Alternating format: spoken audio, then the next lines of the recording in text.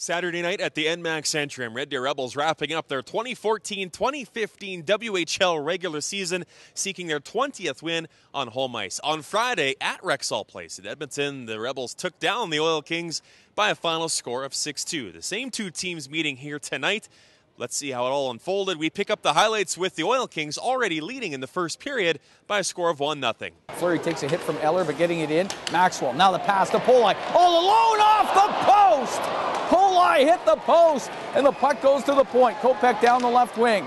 Side of the net, Maxwell. Kopech scores!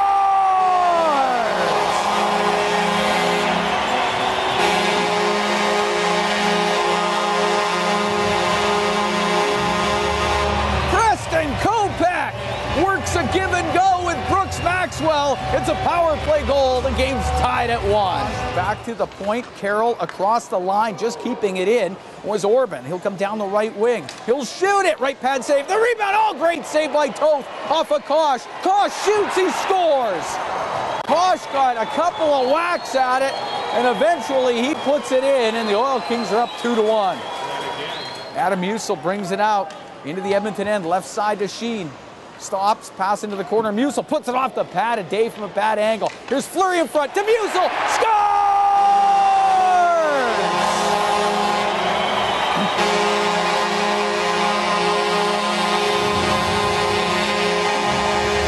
Adam Musil is wide open in front of the net, and he puts that thing home from about 2 feet out, and the Rebels have tied the game at 2.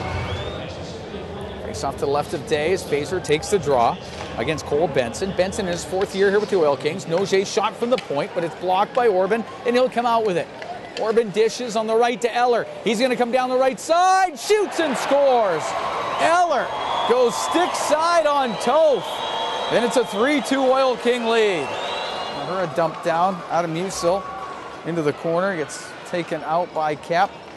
Puck into some skates. And it will come loose. It'll go in behind the net. Toth out to play it. Scooped it around the boards. Musil is in. Yep. Puck goes over to Saunders. The shot right pad save made by Toth. And now Musil was up against the boards. The penalties have expired, so it's now 5-on-5. And he was up against the boards. I don't know if he got hit there or what the case is, but Musil's going to go slowly over to the Red Deer Rebel bench with 5:22 to go here in the 3rd period. Rebels down by 1. That's the last thing they want to see. And the Edmonton Oil Kings are going to win this one 3-2, the final. As the Oil Kings win the last regular season game, the Rebels will be 4-2 against Edmonton this year as they congratulate goaltender Patrick Day on a job well done. So there it is, the Edmonton Oil Kings split the home-and-home series, winning the back half here in Red Deer by a final score of 3-2. Not an ideal end to the season for the Rebels, but they do finish with 38 wins, including 19 here at home. They finished 3rd in the Central Division and are heading to the first round of the WHL playoffs, but none of those facts really helping make Brent Sutter feel good about tonight's game. We played with no flow, or we weren't in sync, or a lot of terrible turnovers. Offensively we didn't generate a whole lot.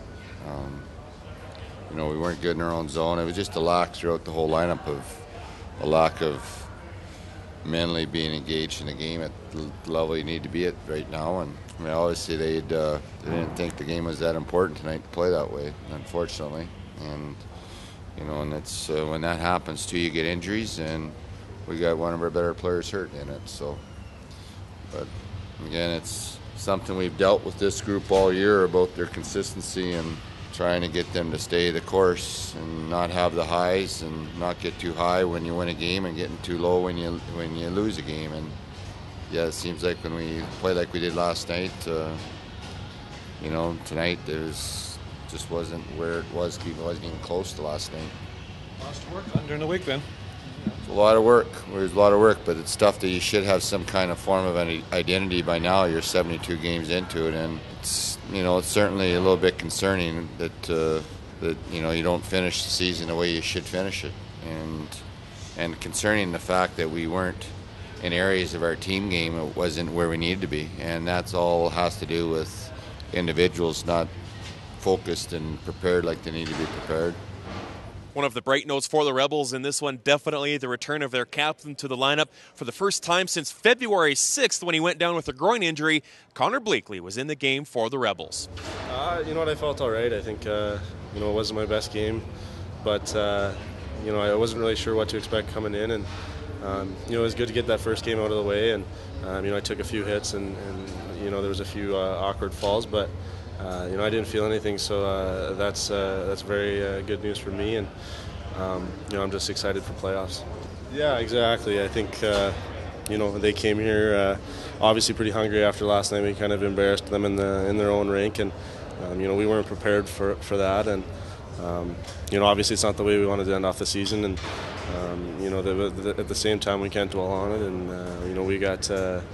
Obviously, game one on Friday night, and we got a good week here ahead of practice and hard work to get ready for that. So there you have it. Obviously not the way the Rebels wanted to finish the regular season. 3-2 they lose here on home ice to the Edmonton Oil Kings. Now we sit and wait because here, Saturday night, we still don't know who the Rebels are going to play in the first round of the WHL playoffs because Calgary has one more game at home Saturday afternoon as they take on the Kootenay Ice. If Calgary wins, then Medicine Hat finishes second, and Calgary and Medicine Hat will finish ahead of the Rebels. 1-2, like I say. Red Deer will take on Medicine Hat in the first round of the playoffs.